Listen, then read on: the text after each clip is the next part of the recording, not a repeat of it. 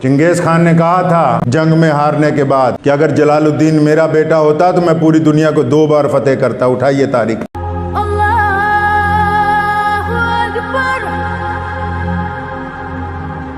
شریعت نے ہمیں درس دیا ہے کہ بدترین حالات میں گھبرایا نہیں جا سکتا ہے۔ انسانوں کو سبق دیا محمد رسول اللہ نے کہ اگر حالات آپ کے موافق نہ ہو، آب و ہوا آپ کے موافق نہ ہو، اگر آپ کو دوائی نہیں لگ رہی یا آپ کے کاروبار میں لگاتار نقصان ہو رہا ہے، یا آپ کوئی تحریک چلا رہے ہیں اس میں آپ کے ساتھ نقصان ہو رہا ہے، یا پوری حکومتیں آپ کے مخالف ہو گئی ہیں، تو اسلام نے کہا ہے کہ اس میں گھبرانے کی تو کوئی بات نہیں۔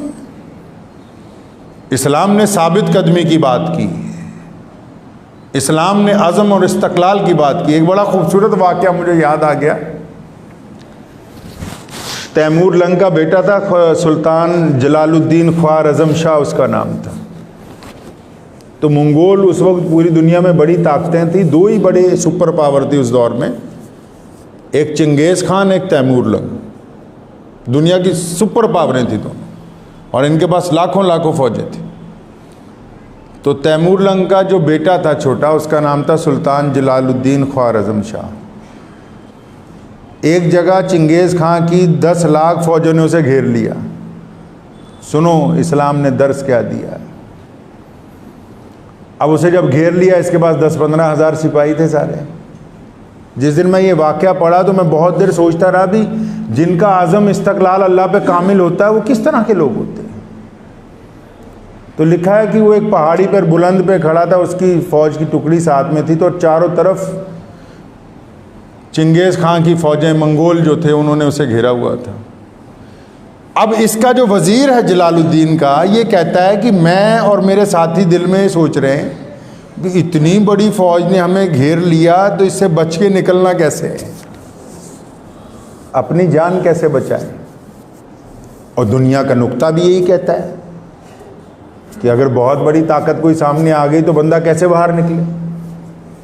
تو وزیر کہتا ہے کہ میں اور میرے ساتھی وزیر اور جرنیل یہ سوچ رہے ہیں کہ بھی یہ اتنی بڑی فوج ہمارے سامنے کھڑی منگولوں کی، ان سے کیسے ہماری جان بچے گی، ہم یہاں سے نکلیں گے کیسے، ہم تو 10-15 ہزار ہیں، یہ کئی لاکھ ہیں۔ تو کہتا ہے کہ وہ جو سلطان تھا جلال الدین، وہ ہم سے بھی ذرا ایک چوٹی اور اوپر کھڑا ادھر دیکھ رہا تھا دشمن کی طرف۔ تو ہم سب نے مشورہ کیا چلیں سلطان سے پوچھیں کیا کرنا ہے۔ تو ہم سلطان کے پاس سوچے اور پہنچے، اور ہم نے یہ سوچا بھی سلطان اب ہمیں رائے دے گا بھی کس طرف سے نکلا جا سکتا ہے، کیا کیا جا سکتا ہے۔ کہ ابھی ہم بولنے لگے تو سلطان نے وزیر کے کندھے پہ ہاتھ رکھے گا، عبد الرحمن ادھر آ، یار میں بہت دیر سے ان کو فوجوں کو دیکھ رہا ہوں، اور میں یہ سوچ رہا ہوں کہ جلال الدین جب میں ان کو ہرا دوں گا تو اتنے جنازے دفناؤں گا کہاں میں؟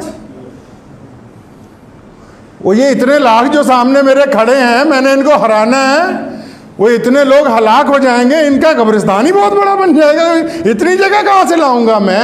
وزیر کہتا ہے میرے پیر کے نیچے سے زمین نکل گئی، اور مجھے یقین ہو گیا کہ میں جس بادشاہ کی رہنمائی کے اندر جنگ کرنے کے لیے آیا ہوں، اس کی تاریخ میں شکست نام کی کوئی چیز نہیں لکھی ہوئی ہے۔ چنگیز خان نے کہا تھا جنگ میں ہارنے کے بعد کہ اگر جلال الدین میرا بیٹا ہوتا تو میں پوری دنیا کو 2 بار فتح کرتا۔ اٹھائیے تاریخ پڑھیے کبھی آپ۔ اسلام نے تعلیم دی ہے انسانوں کو کہ لوگوں کو ڈرائے نہیں۔ ہم لوگوں نے تو کام پکڑ لیا لوگوں کو ڈرانے کا، مسجدوں میں ڈرا رہے ہیں، محلوں میں ڈرا رہے ہیں، بازاروں میں ڈرا رہے ہیں، کوئی بھی مل رہا ہے اگلے کو خوف زدہ کر رہے ہیں، مشورہ ہی صحیح نہیں دے رہے۔ کوئی آپ سے مشورہ لینے آتا ہے بھائی میرا فلاں کام ہو جائے گا، نہیں یہ کام نہیں ہو سکتا، ایسا نہیں ہوگا بھائی۔ پڑوسی کو ڈرا رہے ہیں کہ تو فلاں کام کر رہا ہے تو تجھے یہ جرمانہ لگ جائے گا، فلاں کام کر رہا ہے یہ جرمانہ۔ اسلام نے ڈرانے کی تعلیم تو نہیں دی انسانوں کو۔ اللہ کریم نے اپنے بندوں کو ڈرایا تو نہیں، کہیں اپنی مثال دی۔ اللہ نے فرمایا میری رحمت جو ہے میری تمام باتوں کے اوپر غالب ہے، اور فرمایا ہم نے اپنی جو محبتیں ہیں ان میں سے ایک حصہ صرف ماں کو دیا ہے، اور تم دلیل دیتے پھرتے ہو دیکھو ماں کتنی محبت کرتی ہے، اس لیے فرمایا کہ ہم اپنے بندے کو 70 ماؤں سے زیادہ پیار کرتے ہیں۔ قرآن پاک نے بار بار تعلیم دی ہمیں، چاہے آپ کا پڑوسی ہندو ہے، سکھ ہے، دلت ہے، عیسائی ہے، کوئی بھی ہے، آپ کا جو عزیز و اقارب ہے، کوئی بھی وہ کسی بھی مذہب سے تعلق رکھتا ہے، اسلام نے کہا کہ ان کے نیک مشوروں کے اندر جب ان کے ساتھ کوئی معاملات ہوتا ہے، آپ ان کو ڈرائیں نہیں کہ آپ کا فلاں کام خراب ہو جائے گا، بلکہ اپنی طاقت کے مطابق ان کو حوصلہ دیں، ان کی ہمت افزائی کریں۔ شریعت نے ان باتوں کی تلقین دی ہے۔ ہم تو فتووں میں پڑ گئے کہ پاجامہ اونچا ہے یا نیچا ہے، داڑھی لمبی ہے یا تھوڑی ہے، مونچھیں کتنی قطری ہونی چاہیے۔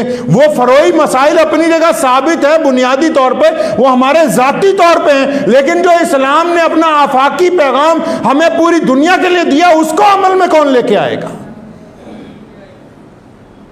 اس کی تعلیم تو اس کے ساتھ ساتھ بہت ضروری ہے کہ ہم اپنی ذاتی طور کے اوپر ہی، اپنی ذاتی مسائل کے اوپر ہی ایک دوسرے کے درمیان میں لڑتے رہ جائیں گے اور اسلام کا پیغام کوئی ہم تک پہنچائے گا نہیں۔